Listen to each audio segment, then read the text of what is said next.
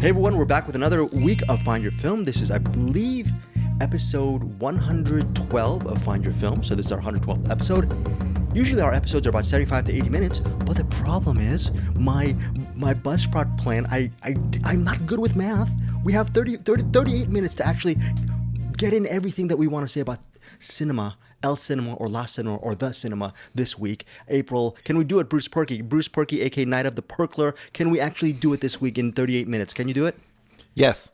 Yes. Okay. Oh, Bruce is trying to be. Yeah. Last week, Bruce was doing these one note answers to be, humorously snide to me. This one is actually one of brevity. So thank you for that, Eric Holmes. What do you think? Are we got to make it under 38 minutes or maybe 32 minutes? Because I might put in the trailers. Who knows? You ready? Agreed. Okay, so you know what? I actually think Eric Holmes and Bruce Perky are actually staging some kind of boycott standoff, and they may not even talk or speak this entire episode. I might be the only person on an island. Speaking of which, there's something about an island that is really interesting regarding one of these movies, and I think we might talk about it in a special spoiler episode of Find Your Film regarding this movie called Petite Maman. So, Eric Holmes, that was your idea. Why did you want to talk about spoilers? Do you think it's just necessary? It's just value add? I don't know. The movie's very short, like this episode should be, and I don't know what we can give away and what we can't. And just to be safe, I'd say probably not speak much about it. But there's a lot to talk about, especially about the end. And I just say I think it'd be a good spoiler. Like, go out, watch a movie, and then listen to us ramble on about the ending and the spoilers. Well, Bruce Perky, we're going to actually release the Petite Maman Find Your Film episode for spoilers. Do you think it's value added as far as spoilers go regarding this 72-minute plus movie? I think so. I think people who do watch the movie will have questions or at least want to hear what other people's take on that movie is. So, yeah, I think so. Okay, very, very cool. And you know what? Here's the thing. I actually made an executive decision. I'm not the executive of the three. Each of us have an equal part, but I like to be the one front and center because I do stupid things. You know what? If we go overboard, we go a little bit overboard. Eric Holmes, if you decide to go 41 minutes, I will pay the extra 50 to 60 cents. You know what? We're going to go... I was going to say we're going to go balls out. I think I can't say that. You didn't tell me that. Let me take my pants off. Right. I can't say that on Cinematics with Anderson Cowan, but I think I can say balls out. We're going to go balls out with this episode. We're going to be as quick as possible. But again, if we don't hit the 38-minute mark, that's fine. I just want Eric Holmes and Bruce Perky to say more than yes and agreed. Agreed, guys? Bruce, you agree? Agree. Okay. So we're gonna count down a bunch. We have two featured movies. We have a rewind on this Johnny Depp film. Actually, Johnny Depp has been on the stand all week, so we don't even want to talk about that. We want to talk about his cinema work. Bruce Perky was 50% finished with MInamata last week. This movie is currently, I believe, on demand. Eric Holmes actually watched MInamata as well. They're going to talk about that movie, whether it's worth actually a purchase or rental. And then I guess Bruce and Eric, they're also going to talk very quickly regarding Swiss Army Man, and we're going to close with a box movie, which I did not see, called Night of the Juggler. But first, let us start with this movie called TheDuke. It's directed by late filmmaker Roger Michell. Roger Michell, you might know him from one of my all-time favorite movies actually, the one movie I've seen the most is Notting Hill. That was directed by Roger Michell. Eric and Bruce, do you know any of Roger Michel's previous movies other than TheDuke? Just Notting Hill, and apparently he died recently. Yeah, he died last year, I believe. Yeah. He died last year. This was his last movie. R.I.P. Yeah. Okay, so yeah, you never saw Changing Lanes with Ben Affleck or Samuel L. Jackson. Have you ever? Oh, he did that. I did see that. I like that one. I haven't seen Notting Hill. Right. Okay. So we're going to be talking about Roger Michel's career as well.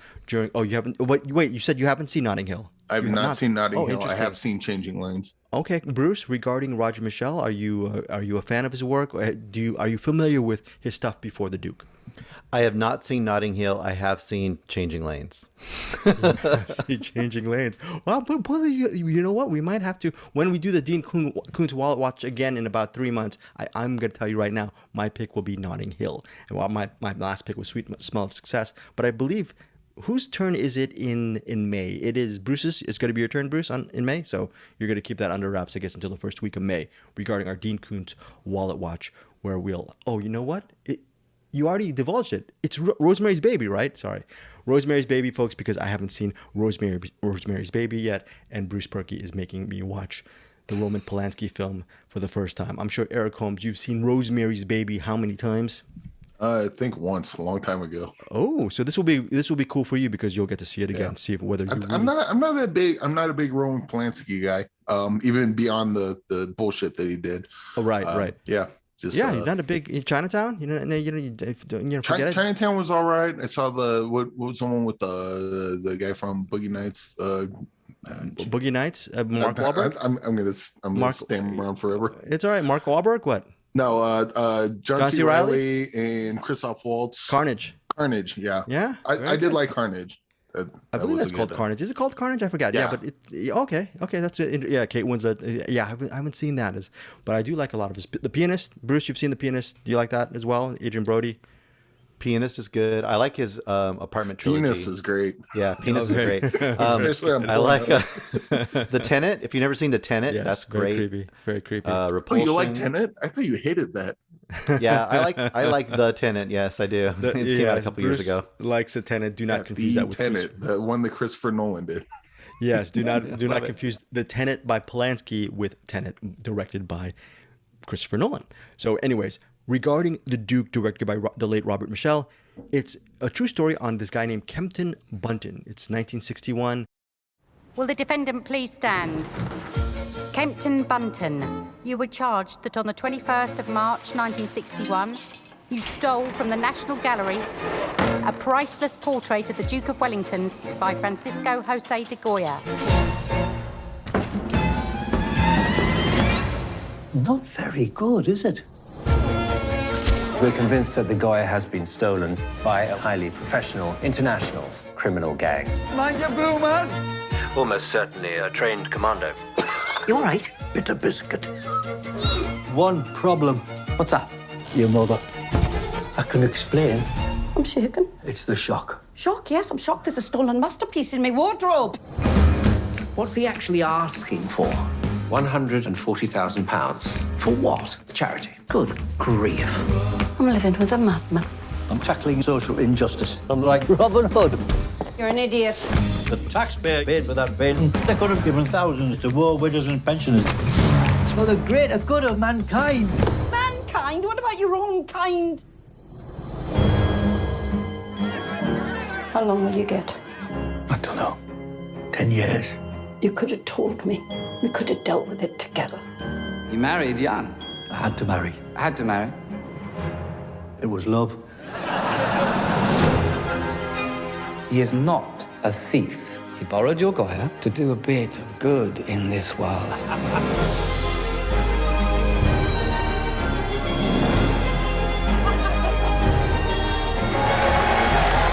You campaign for pensioners and war veterans. Every time someone gets cut off from the rest of us, this country becomes a foot shorter. All my life I've looked out for other people and got into trouble for it. But I had faith. Not in God, but in people. How do you plead? Not guilty. For those unfamiliar with court proceedings, that was the plea, not the verdict. And he is a 60-year-old taxi driver. He is accused of stealing Goya's portrait of the Duke of Wellington from the National Gallery in London. That is a premise of the movie. Throughout the film, there's a little bit of a trial court drama kind of thing, but most of the movie, it gets us into the lives of Kempton Bunton and his family. His wife is played by Helen Mirren.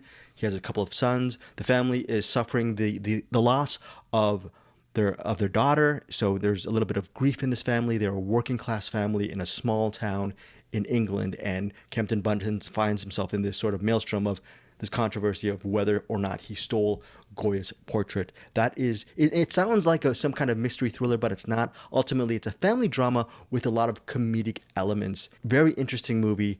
It opens in New York and LA on Friday, April 22nd. It's pretty much Sony Pictures Classics. So if you're a Sony Pictures Classics kind of person, this is right up your alley. I think the bigger question is if The Duke is worth watching if you're outside that sphere of that indie Sony Pictures Classic sphere. I'm going to start with you, Eric Holmes. Did The Duke work for you on a broader scale as far as an entertaining film? Well, it started off in a courtroom, and right away I was like, oh, this is a movie for me. And then the opening scene happened, and then it said 6 months earlier, and I said, "Oh, this is not a movie for me." But it did maintain. I did like the comedic tone. I loved all the court stuff at the beginning and at the end, and it had a little bit of thievery in there, and that was fun. It was a pretty fun movie overall. I kind of dig this one. I forgot to mention the lead character is played by Jim Broadbent, and he gives a very solid performance as Kempton Bunton. Very it's sort of a beguiling, charming performance, and I think your enjoyment, my opinion, your enjoyment of the Duke will really lie on your appreciation of Jim Broadbent's performance as Kempton. Also, what's very surprising for me is Helen Mirren's character. When you think Helen Mirren, you're thinking the Queen, you're thinking of showy performances. Very subdued performance from Helen Mirren. Yes, Eric Holmes. I saw Helen Mirren's name at the credits at then. Who did she play? Because I did not notice her in the movie. She's the wife. She's the wife. She's the wife. The good job, wife. Helen Mirren. Yeah, good job, Helen Mirren. She always does great, but I'm like, oh, I like the wife character. And then I was like, and then I saw Helen Mirren. I didn't even put that together until just now. It's like, oh, Helen Mirren was in that. I should watch it again to figure out who she was. Well, Eric, you enjoyed the movie. You thought it was an entertaining piece. Bruce, on the bare minimum, was this a worthy watch for you? Was it worth your time watching The Duke? Yes, absolutely. I think so. One of the things I think that is really interesting or fun about it is that it's very light in tone. And I think that this is one of those movies that look like it might be a heavy period piece when you just kind of see the posters or read kind of the idea of it. It could be kind of just this heavy period piece. And it's got a period piece elements to it, but the actual interactions are really kind of vibrant and fun. I think the main thing to kind of know is that Jim Broadbent's character, he's kind of like this self-appointed Robin Hood-like character. And I like how right at the beginning you kind of get to see, at that time, I guess they were, you had to pay for a license to watch certain channels on your TV. And that's kind of one of the opening sequences is that the police are coming in because they've tracked down the signals and they know that he's essentially in that day and era pirating the TV. And he's taken a tube out of his TV and he says, nope, I can't receive the BBC, so I'm not breaking the law anymore. So I don't need a license. And then, of course, that shows him coming out of prison after however long they sentenced him, probably a month or something. And that kind of begins his character's arc. You get to see that he is this guy who is constantly coming up with these kind of really like low stakes, rebellious things against the man, and to the chagrin of his wife especially, and his kids kind of play along with it. So it's kind of like a lightweight Shameless. If you ever watch Shameless, where they're always into drugs and like crazy stuff, but he's kind of still that that dad who just keeps doing crazy things and they can't stop him.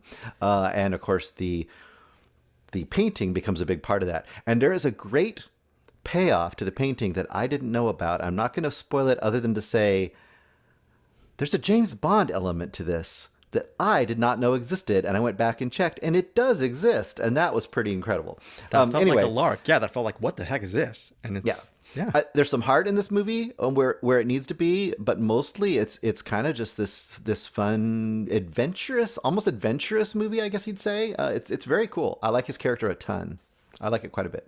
You know what's funny? It's an interesting movie. It feels like, on the outset, it feels like a low stakes drama, The Duke, and you're wondering, Roger Michell, why does he this is the guy who directed Notting Hill, he directed Changing Lanes, he did I think it's called My Cousin Rachel or My Sister Rachel, I forgot that period drama with Rachel Weisz. He's done bigger budget projects, and you're thinking, why does he like these kind of small movies? I think, a lot of his work is very, very intimate. It's an intimate, small, fun comedy. And I think it's kind of a worthy watch. Also, what's interesting is the Kempton Bunton character, you were saying to the chagrin of his wife. I also think to the chagrin of the audience, because as an audience member, you get really frustrated with some of his actions, what he's trying to do. And I think hopefully towards the end, you start warming up to the method to his madness. And I think, Eric, did you feel that the story progressed when it got to the courtroom? Because I think Bruce liked it from the outset. Did you warm up to it as the movie progressed? Yeah, it does what a lot of good courtroom.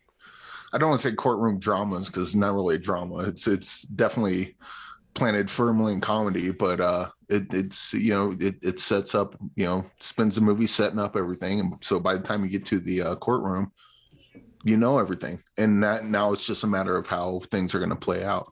And I thought it was pretty. I mean, the courtroom scene was probably a bit unrealistic. I have no idea what the courts are like over in Europe, but it seemed a little casual, I guess. Yeah. But it was fun, and yeah, Jim Broadbent's character, he had a bunch of good lines. His character was supposed to be like kind of funny and quick on his feet, and they wrote him just like that and quite well. And Jim Broadbent pretty much nailed that charm, I guess. Yeah, it's a charming film. Opening in New York, LA, Friday, April 22nd. It's going to have a nationwide roll out to more theaters and cities in the coming weeks. Eric Holmes, your rating of TheDuke? I give this 4 stars. It was I was going between 3.5, 4, but I think this is a good one. It's got a bunch of different genres in it, and it does them all pretty well, I think. Okay, for me, I give this as well. I give this 4 stars as well. I think this is a worthy recommend. I was initially like you, like, what is this? This seems a little bit too low stakes. And as the story progressed, I actually surprisingly liked it a lot more than a 3.5 star. Just solid recommend. This is just a little bit more. I said, hey, this might be a little bit of a gem. Okay, so Bruce, your rating on this film? I am solid 4 stars as well. I'm right at 4 stars. I think a lot of people are going to really be surprised by this movie, and I think this is the kind of movie you can watch with anybody too. So yeah, my only complaint regarding TheDuke is there's a little bit of a subtle theme about try to look out for your neighbor and try to be thoughtful. And I think, guys, do you think that? I think that's a little bit horrible. I think you should just look out for number one. Bruce, Eric, do you agree with me on this, or do you I no? think looking out for your neighbor is a good thing, but What? I'm gonna cut. I would expect nothing less from you, Greg. Oh, thank Greg, you. can you I'm change your cutting name? that out, Eric? Yes. You need to change your name to Bread Factory Boss. Go ahead and put that on there for you. Bread Factory Boss. That is a very excellent in-joke comment from Bruce Perky. You will know what Bread Factory Boss means if you watch TheDuke. And yeah, really wonderful, beautiful movie. That's 4 stars from all of us. Again, theaters Friday. Hopefully, I'm really excited. I'm glad. I think this is the first time we've actually agreed on a movie, like as far as ratings wise, in a while. Do you guys remember? And Bruce, Eric, do you remember when we actually agreed and like did something like this? Last week on Everything, Everywhere. Oh yeah, yes. I think no. You know what? I gave it 4.5, and you guys both gave it 5. But That's right. I'm heartless bastard. Yeah, you gave it 4.5, but what you really meant to say, and actually, I didn't give it 5 stars. If you remember, I know you gave it 6. I gave it 6.9 stars. 6.9 stars and 5 stars for Bruce Perky. Bruce Perky, you gave it 5 stars, but you have this special rating. You have a special rating for classic. Was this almost a 5-star classic for you? As time permits, you think that? I would be amazed if it doesn't become a classic probably within a week. But I've been putting googly eyes and everything, so that should tell you something, including my name badge at work. I don't know if you saw that. How many people at work got your googly eyes reference? Did a lot of people say, "Oh, that's good"?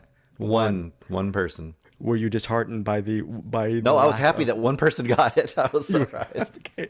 Glass half full. Bruce Perky, I love that as well. Now we're on to our next film. It's a second feature. This is a film by Céline Sciamma. Céline Sciamma, you might know her as the writer-director of Portrait of a Lady on Fire, a movie that was critically acclaimed upon its release. I absolutely love that film. Bruce loves that film. Eric, I apologize. I forget what your thoughts of Portrait of a Lady on Fire when you saw it. I have not seen it, but I literally just picked it up on Criterion, so I will be checking that out very soon.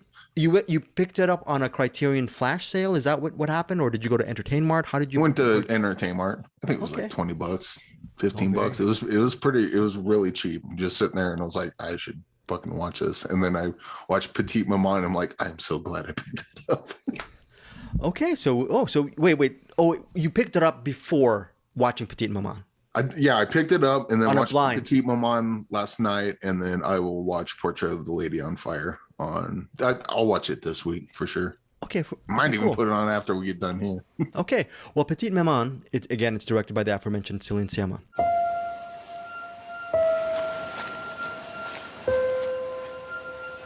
Tu viens m'aider? T'avais jamais vu avant. Je me suis fait une copine, je crois. Maman, tu la faisais où ta cabane? Dans les bois, juste derrière.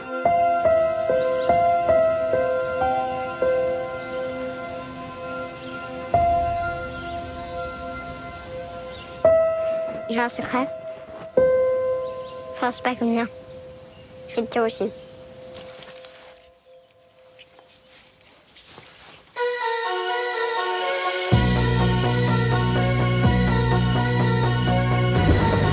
Viens.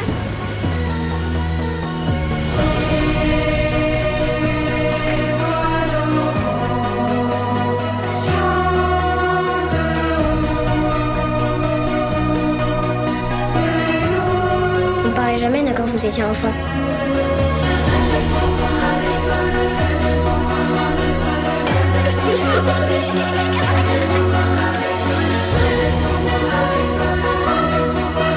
C'est pas forcément des choses qu'on cherche à cacher, les secrets. C'est juste qu'on a personne à qui les dire. Je vous écoute.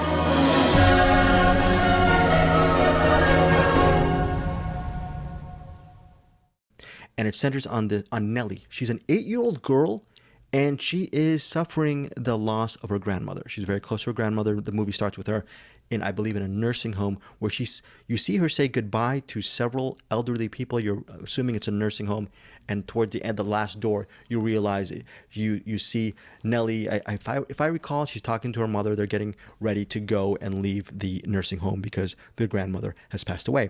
And what happens is Nellie and her mother, they go back to the grandmother's home. The premise of the movie Petite Maman is the mother and her husband, they have to clear out all of the belongings of the grandmother and clear the house, because who knows, maybe they'll put it up for sale. The bottom line is they're taking all of the grandmother's material items away from the house within a span of 2 to 3 days. Within the span of several days, Nellie discovers another girl out in the woods. The home of the grandmother is situated right smack dab in the middle of nature. It's a wooded home, and it's really beautiful. It's just when you think of a backyard, my backyard over here is very small. It's amazing to see how beautiful the grandmother's backyard is, because the backyard is actually a complete just woodland forest, and it looks gorgeous on the screen. I feel really bad that I watched this on my iPad. This is worth, I guess, watching on the big screen on a visual sense. But when she meets a girl, Nellie meets this girl, and it's kind of cool because Nellie is suffering from the loss, and she befriends a girl, and they get to hang out, and they get to build. She sees a girl actually trying to build a hut in the middle of this area, and it's about their friendship and building that hut and bonding together at a time of grief. What's interesting is visually I was really immersed in this, but I was expecting so much with how much I absolutely love Portrait of a Lady on Fire. It's probably one of my all-time, so it might be a top 20 film for me just based on its subject matter. This movie is 72 minutes, has the same DP, Claire Mathon, as Portrait of a Lady on Fire, 72 minutes. I was expecting to be set afire with Petite Maman, but I was a little bit indifferent and bored by this film. Just did not work for me. I liked the woods, but just didn't click. Bruce, did you feel the same way? Was this a kind of a letdown for you, Petite Maman? No, I really like it a lot.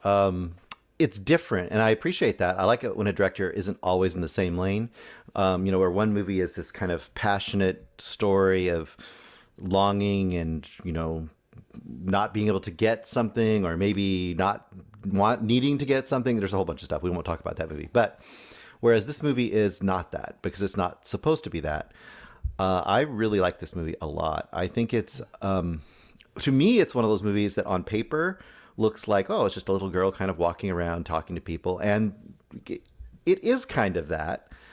But it isn't kind of that. I think there's a lot more going on here. I was going to say at the beginning, hey, if you have a script that involves cleaning out a house of a loved one who's recently passed, I would say go for it, because I've seen a couple great ones. In my opinion, this is one. And, we watched Driveways a couple years ago. That's also a great one with a similar kicking off point. And there's some things that happen in this movie that I did not expect. And when it started to unfold what was happening in this movie, I got really interested. And there was an element of mystery and kind of puzzleness going on there that made me think about it in kind of 2 dimensions, which I quite appreciated that. But I also appreciated that it kept its grounded, very, very personal tone. And also there's just some beautiful small moments in this movie, which is also not too long. There's a moment with her father. There's several moments with her father that I think are just fantastic. And there's another moment, I'm going to say, on a lake that has a very unusual thing in the middle of the lake, which really surprised me, and I loved that moment as well. Anyway, I'd like to hear what Eric thinks. I'm pretty high on this movie. Oh my goodness, pretty high. Okay, wow. Petite Maman. Where do you land, Eric, as far as indifferent to this movie, or were you pretty high on Petite Maman? So I hadn't seen Portrait of a Lady on Fire, so I didn't know what to expect. And then the first 15 minutes went by, and I was like, "Oh God, it's going to be one of these, isn't it?" And then the little girl was she was pretty charming. I liked her. I liked all the actors in this, but I wasn't quite sure where it was going. And then when it got to the point, I guess, of what it is, when the girl meets the other girl, and both played by sisters, and this is their first and only IMDb credit, much like Pim Zam, and they both killed it, much like Pim Zam. So, if we're gonna do juice, that Virginia Newcomb Award is, people are at their It's throats. filling up. Yeah, but they were fantastic in this. And when it got to the point of what the movie was about, and if you want, you can look it up online. We'll talk spoilers once the movie's out. But this movie, I cannot stop thinking about it. And this movie is just fantastic. And I had an idea of where this movie was going. And I'm like, we need to see this happen at the end. This has to happen at the end. And then the end comes, and it was a little different than what I thought it was going to be. And it was better than what I thought it was going to be. I'm like, oh yeah, oh yes, I love this movie so much. I love this movie so much. I told my sister about it. I told Tammy and Kay at work about it. I just want to tell everybody about this. This is a movie that I think some people will watch it, go, yeah, it's fine, and other people, it's going to hit you in a certain way. And I think if you have kids, it's going to hit you like really deep, without getting into why. This is a sweet movie, though. This is not like there's sad things that happen in it. This is not a bummer at all, So if you're worried about, usually say if you have kids, you're going to feel a certain way. Usually that means, and then the kid dies of cancer horribly over, it's nothing like that. It's just a really sweet movie, and it moved me emotionally quite a bit. Wow. 72 minutes. Do both of you agree that maybe it's a rewatchable? I mean, you can watch it more than once? Yeah, especially the beginning. We'll talk about that in spoilers. I don't want to talk about it here, but you definitely want to rewatch it again. Yeah. Well, so both you guys are very, very. So Bruce, it's a high recommend for you, Petite Maman? Yeah, I'd say I'm 5 stars on this movie. I don't think there's anything wrong with this movie. I think it's like the movie equivalent of a poem that works for you, and for me it does. And I can imagine people just putting this on time and time again, even while they're just doing other things, because it's like you're sitting with people that you want to sit with. So I love it. It's amazing. I can't believe what. And Eric, are you on Bruce's? Yes, I would have been probably 4.5 because I didn't like that first 15 minutes, but I went back and rewatched the first 15 minutes, and it works so much better once you figure out what's going on. Wow, I have no idea why. Maybe I just completely missed the boat or on Petite Maman, because I was completely not even moved by 1 second of it. Maybe I'm really just a sociopath who lied to Bruce and Eric the last 5-10 minutes, and this is one of my all-time favorite movies of all time. But period. Yes. This is a 5-star film for me, Petite Maman. One of the reasons why, this is just an emotional film. So, I don't even. Whoa. Yeah. I'm gonna cut this out. No, you're not. I think I know. I think I know what you're thinking, and I feel that. 1 second, let me get a drink of water first. All right. So without giving too much away, I was I cut this section out because I was really emotional. So I was probably listeners. I was tearing up and I cried a little bit. We're back here, and I'm gonna actually try to compose myself. The reason why Petite Maman worked for me, and Eric was talking about, we're not gonna give too much away. You can actually watch the trailer and you can actually listen to the reviews. A lot of reviews they're gonna spoil it for you, and that there's no reason for you to feel like it's going to be, if you know the spoiler, it's going to wreck your cinematic experience. The reason why me and Bruce and, all three of us, me, Bruce, and Eric, decided not to do it, we didn't even talk about this whole spoiler thing. We just went on with the review. I think we're in accord that saying some of the most obvious plot points here we want you as a listener or viewer to actually experience everything. We want you to discover, if you know there's going to be a fork in the road, well, why don't you just drive yourself and get to that fork? We don't have to tell you about the fork. It doesn't mean you're not going to enjoy the fork once you get there because we told you, but who knows? Who knows? Maybe there might be a chance that per Bruce's rating has a 5-star rating, and then he goes above and beyond the Call of Duty where it's a 5-star classic. Who knows? Maybe that'll make you see Petite Maman without us spoiling. You might see it even higher than a classic, right on that level. The reason why I think this movie works, it's a universal story of loss.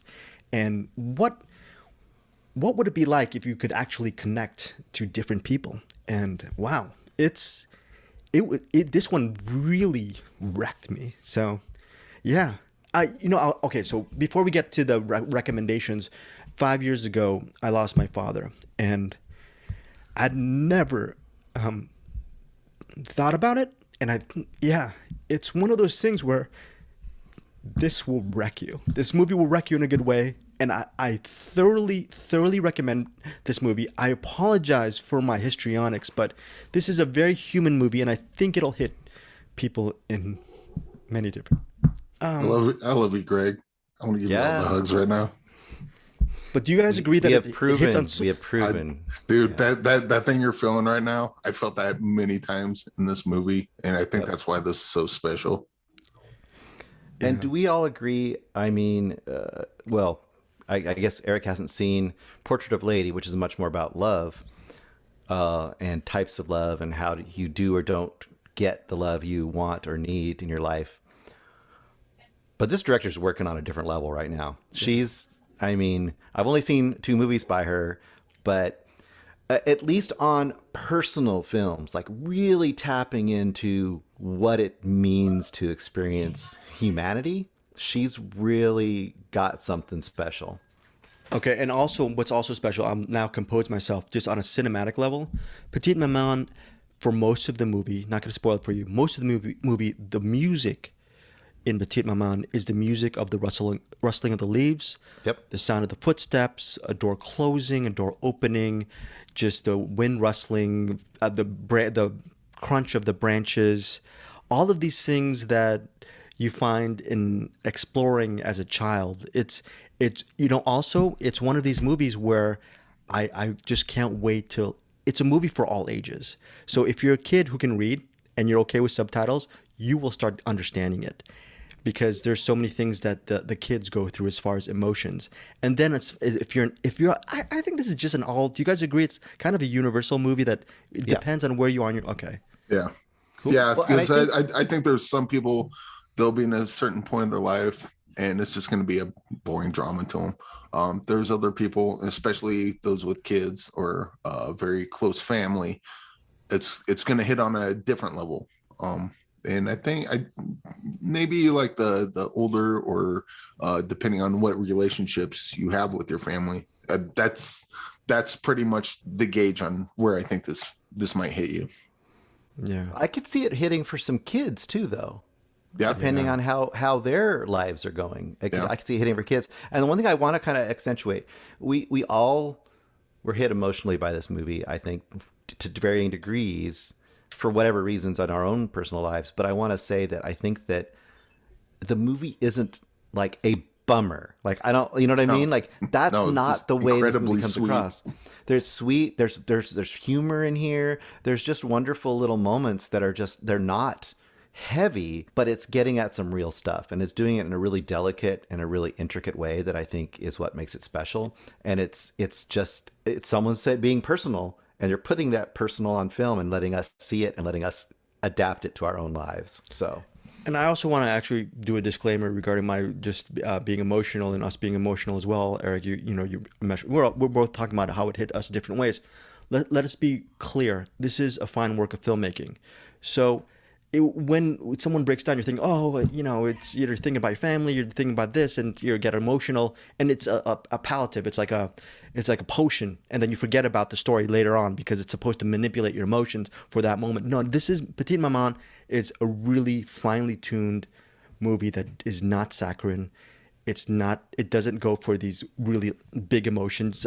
You're talking about it's delicate, it's intricate. It's a really well woven puzzle of a film that I think it's perfect. I think it's a perfect film. Excuse the emotion that I went through.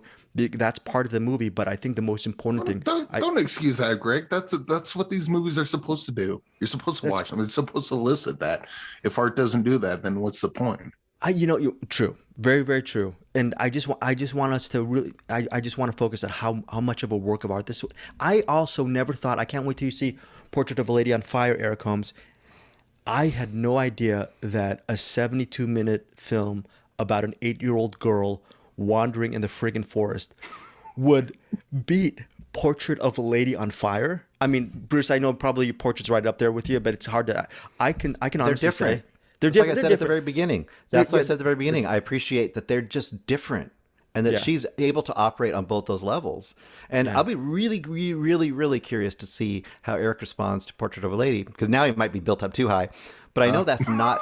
But I mean, that's not his cup of tea. We know that, right? Like period piece, romantic dramas. I don't think that's Eric's thing. So if it works for him, that's going to be a pretty big. I think at minimum he's going to like it. But I'll be really interested to see if it actually. Well, also I saw this first, and this director, she's already on my cool list. So like if the first 3 hours is boring as hell, I'm like, well, you did Petite Maman, and I'll give you as much latitude as you need until the credits roll. We'll see. That's great. I will say this though. Petite Maman was not a film that I thought Eric Holmes would flip for, but obviously I'm underrating not just Eric Holmes, but I'm underrating Céline Sciamma, what she was able to do. Right, Eric? She just kind of flipped your expectations. You came to a fork in the road. What she did was she got into the characters, and you understood where the characters were, and you understood, like, it does great character work when a character says a word to them and they react in a certain way. You're like, I knew they would react that way because they did the work. It was a little over an hour long, and they didn't waste a lot of time. It seemed like they did. The first 15 minutes seemed like it did. Going back on it, I'm like, nope, you need all that stuff there. It's kind of like a Ghost Story. That beginning of Ghost Story is tough to get through, but then once you get through the whole movie and you go back and watch that beginning, it's like, nope, it needs to be there. It sucks the first time through, but once you get to the end and you go back to it, it's like everything needs to be exactly where it is. And in danger of making this a long episode, which we already are doing. we'll just, it's okay. We'll go past it. I was going to say, the thing that's really cool about what you said about Ghost Story, once you've seen it, you go back and watch the beginning again, and you go like, oh yeah, I need that too. And then in my brain, I don't know about your brain, for my brain, a Ghost Story is a loop now. It doesn't have a beginning or end. It's actually a loop. I think this movie could also be a loop. I can imagine it being a loop. And I think that is a sign of really good writing and directing, because obviously they're setting things in motion for you don't know you need. But also it kind of makes it universal in a weird way, if that makes sense. It's like you could just have it on, I think. It's weird. I feel like you could. Should we just turn this into the spoiler and just cut this whole section out and then... I mean, we're kind of almost there anyway. You know what we'll do? We're gonna wrap up this episode, and listeners, you're actually seeing the inside baseball stuff. We're gonna wrap this episode. I'll send you guys a new Zoom link, and then we'll go on from there. All right. So that is Petite Maman.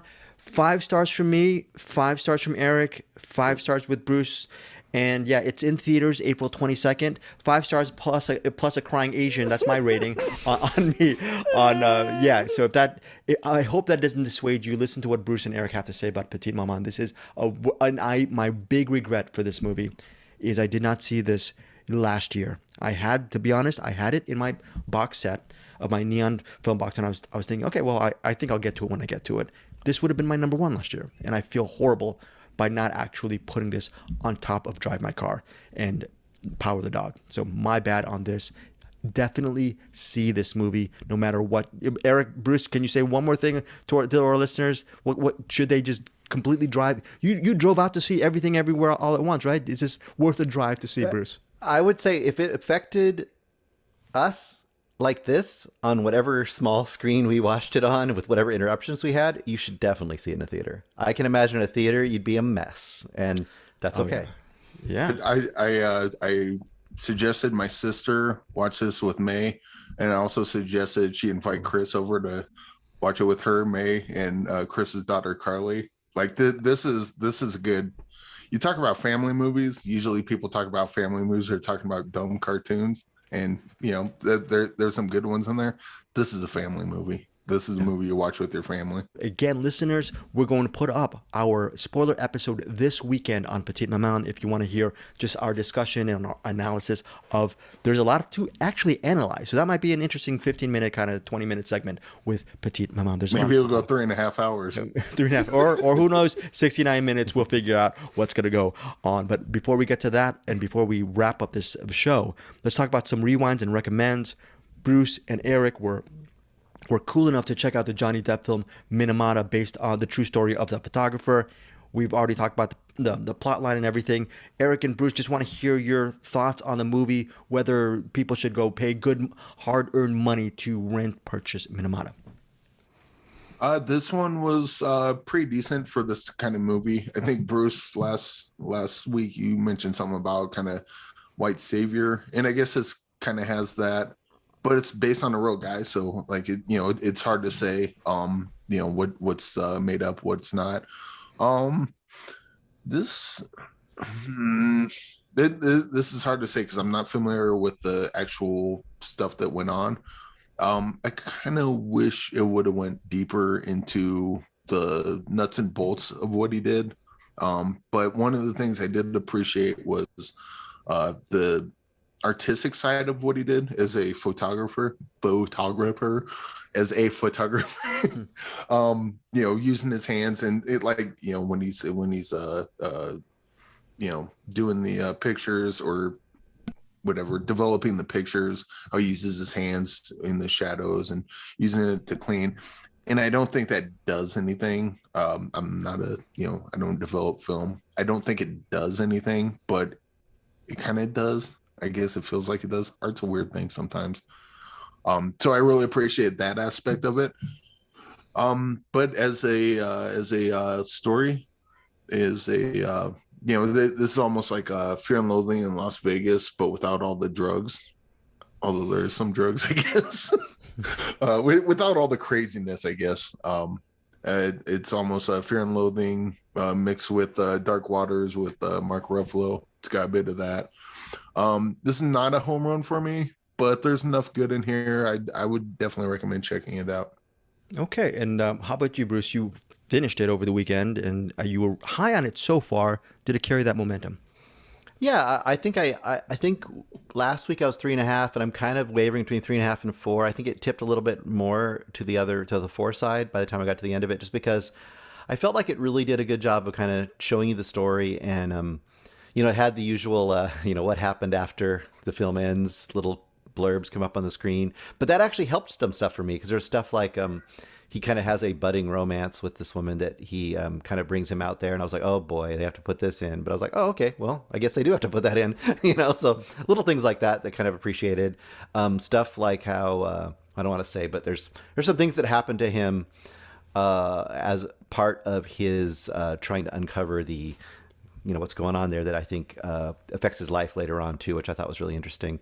And I agree with Eric too, that the artistic side, there is the famous photo. There's a whole series of photos that came out of this, but there's a very, very, very famous photo that came out of this, and they show the making of that photo, and I think they do it in a really interesting and quiet way, and I appreciated that a lot. And that was kind of an emotional moment in this movie too.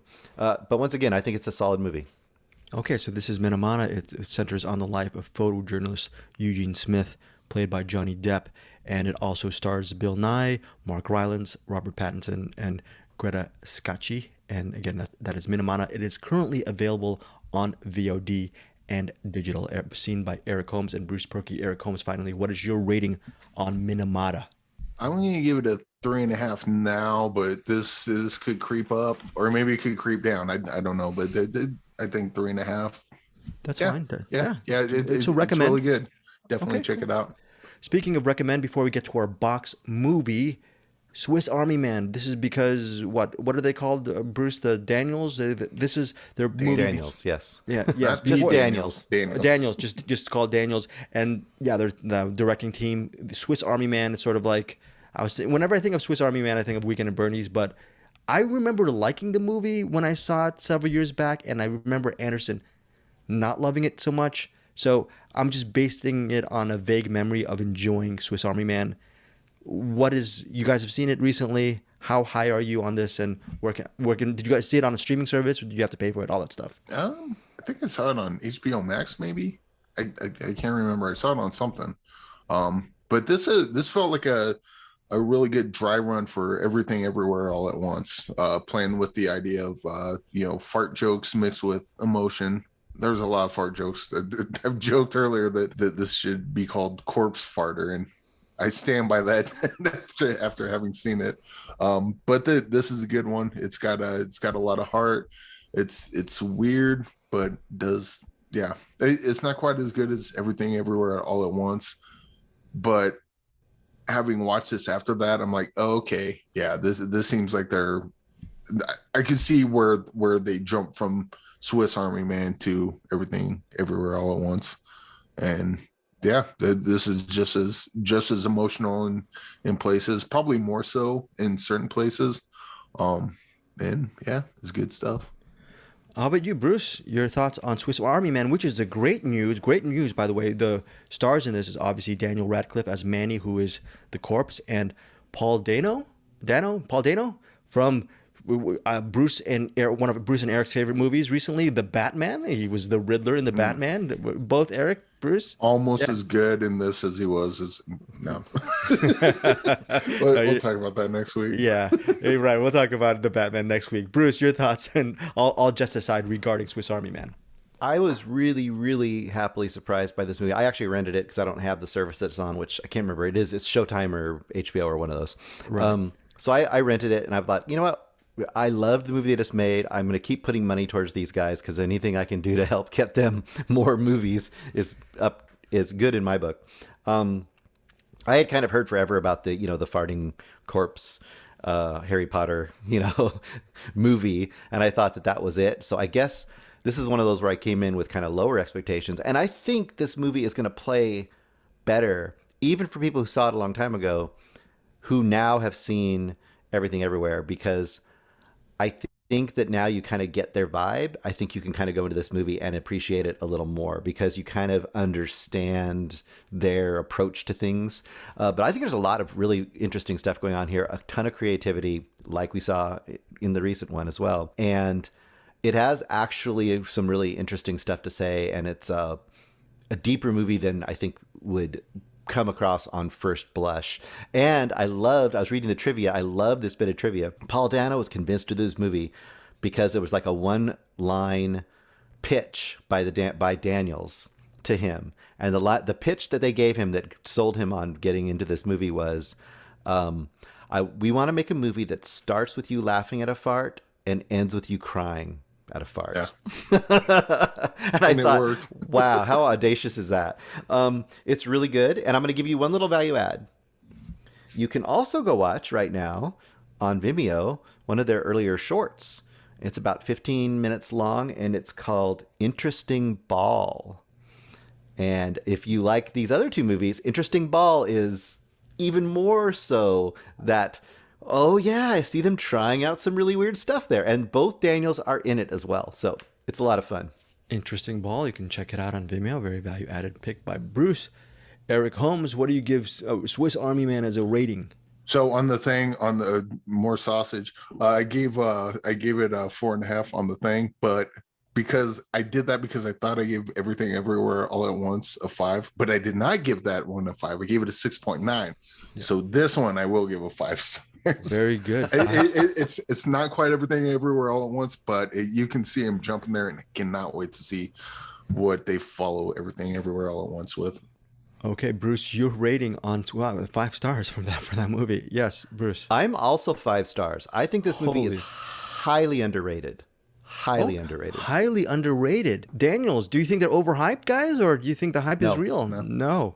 Okay. They're not hyped enough They're not hyped enough. We need to give them 69 stars, not 6 point. What are we talking about with the 6.9 stars? We should be giving them 69 stars. Okay, so that's a huge recommend, whether you want to rent it or purchase it. It's on so many different streaming services. Showtime if you're a sub, Canopy if you have library cards. But like Bruce says, if you don't have any of those streaming services, go rent it. It's definitely worth the rent. 5 stars from both Bruce and Eric for Swiss Army Man. We are closing out the show with our box movie of the week.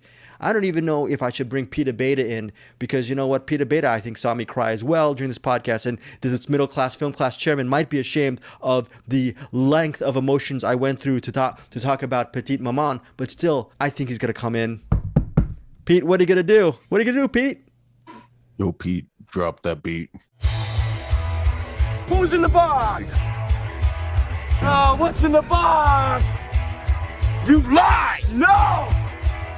What's in the fucking box? We are back. I apologize again to Eric and Bruce. I did not have time to see Night of the Juggler. I did sneak in the last 5 minutes of what happened because the premise of this movie scares the living bleep out of me. And then I looked and I go, can I ever get James Brolin's mane ever in this world? Because his hairdo in Night of the Juggler is to die for, and I'm not being sarcastic with that. Night of the Juggler, I believe it's directed by this guy named Robert Butler. It is a recommendation from Joseph Bridges. Bruce Perky, I know I'm doing all of the verbal diarrhea for you right now, but Night of the Juggler set it up for us, and your thoughts on this movie. Yeah.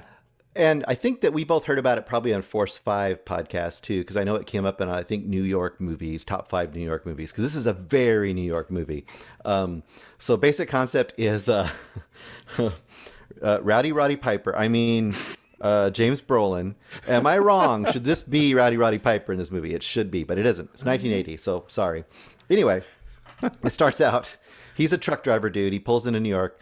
He gets his daughter. He's divorced, so he helps his daughter. Kind of, he's fully in jeans and a flannel shirt, but he's jogging with her through the park. I don't know why. He's jogging with her to school, but eventually she says, "I'm fine, Dad. I'm going to go to school now."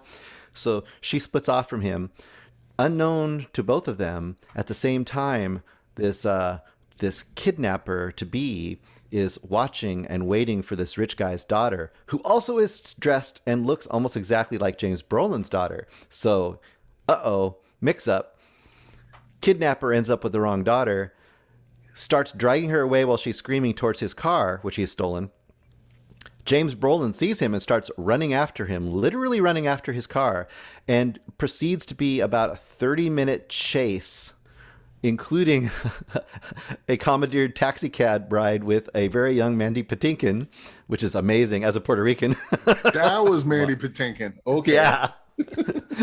And they go through this incredible car chase, and eventually he loses his daughter. And then the rest of this movie is his efforts to get his daughter away from this creepy kidnapper dude in Taxi Driver era New York, as Taxi Driver era as it can get, including trips to peep shows, including a cop that's angry at him and shooting shotguns at him all around New York City while people are all around. It's a blast of sleazy B-movie weirdness, and it's a ton of fun if you can get into that vibe. It's a ridiculous plot. The plot is, throw that out the window, but it's a ton of crazy fun.